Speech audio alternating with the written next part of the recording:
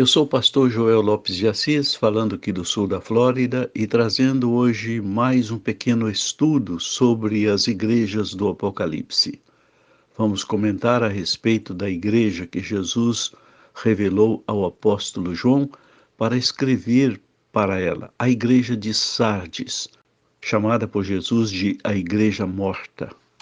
Veja a seguir algumas fotos das ruínas da cidade de Sardes. Colunas imensas mostrando a arquitetura daquela época e hoje apenas lembrança tendo ao fundo aqueles montes. A solidão, areia, triste. Mais colunas afirmando que ali existiu uma arquitetura invejável e hoje apenas a lembrança de um passado. Estas lembranças são para nos avisar que ali existiu uma cidade, uma geração e uma igreja que foi chamada de morta pelo próprio Senhor Jesus.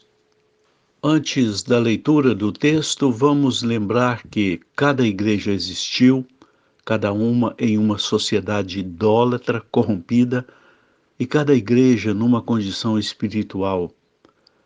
Cada igreja representa um período histórico. Esta, por exemplo, representa o período histórico de 1517, quando houve a Reforma, até por volta do ano 1750, quando começaram os grandes avivamentos da segunda metade do século XVIII. Lembrando ainda que cada igreja representa igrejas locais hoje, talvez uma denominação, e também cada igreja representa um indivíduo, um cristão. Há cristão que pode estar morto espiritualmente, há outro que perdeu o amor, há outro que está morno espiritualmente, outro corrompido. Enfim, aquilo que Jesus pediu a João que escrevesse para as igrejas não ficou apenas naquele tempo, chegou para nós hoje, nesses últimos dias. O texto bíblico encontra-se em Apocalipse capítulo 3, do versículo 1 ao versículo 6, que diz o seguinte: E ao anjo da igreja que está em Sardes escreve: Isto diz o que tem os 7 Espíritos de Deus e as 7 estrelas. Eu sei as tuas obras, que tens o nome de que vives e estás morto.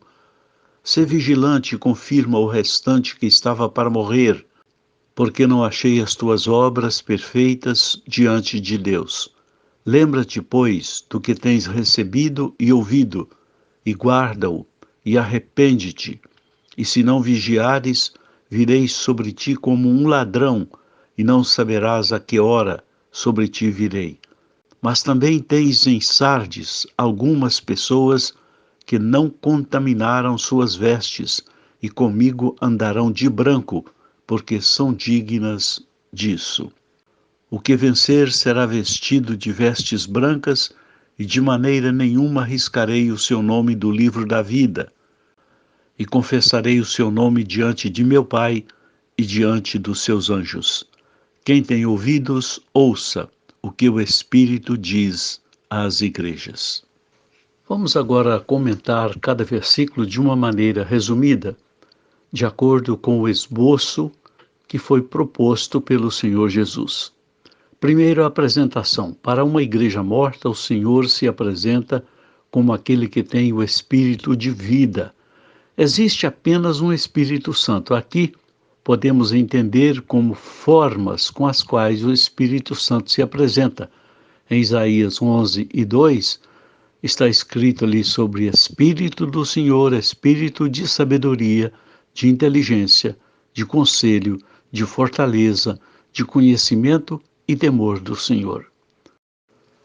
O Senhor também dá um elogio para aquela igreja. Ali havia crentes que não se contaminaram e não estavam mortos como os outros.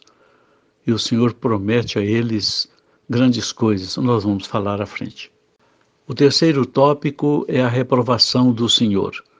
Ele não achou as obras daquela igreja perfeitas diante de Deus. Muitas coisas, muitas atividades que eles estavam fazendo não estavam sendo corretas, não eram perfeitas.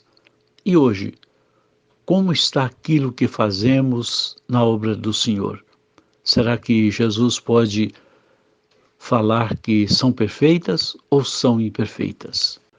No quarto tópico, o Senhor adverte aquela igreja: lembra-te, pois, do que tens recebido e guarda e arrepende-te.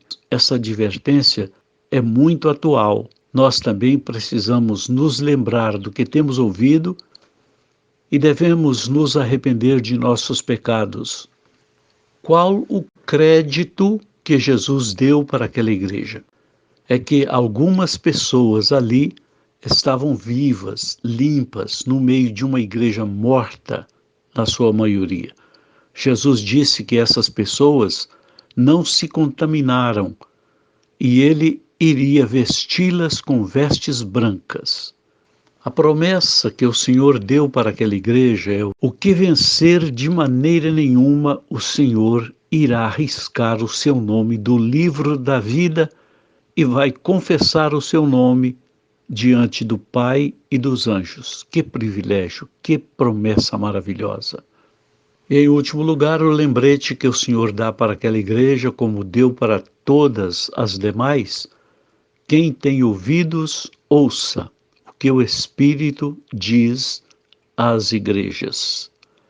Que Deus nos ajude para que possamos estar com nossos ouvidos espirituais abertos para ouvir a voz do Espírito Santo. Senhor Deus, meu Pai, eu tentei ser o mais fiel possível em relatos aqui. Espero que eu não tenha feito alguma contradição ou interpretado errado. Mas aqui eu me dirijo ao Senhor pedindo a Ti perdão das minhas falhas, ofensas e pedindo ao Senhor que não permita que sejamos como a igreja de Éfeso, que perdeu o amor. Não permita-nos perder o nosso primeiro amor. Também, Senhor, livra-nos da perseguição, como aconteceu com a igreja de Esmirna, e ajuda-nos para não sermos imitadores da igreja de Pérgamo, uma igreja mundana que aceitou favores da política da época. Senhor Deus Todo-Poderoso, e não nos permita ser como a igreja de Tiatira, que se tornou a igreja corrupta, a igreja que se desviou dos ensinamentos sagrados do Senhor. E nem tampouco, Senhor, como a igreja de Sardes, a igreja morta. Aviva-nos.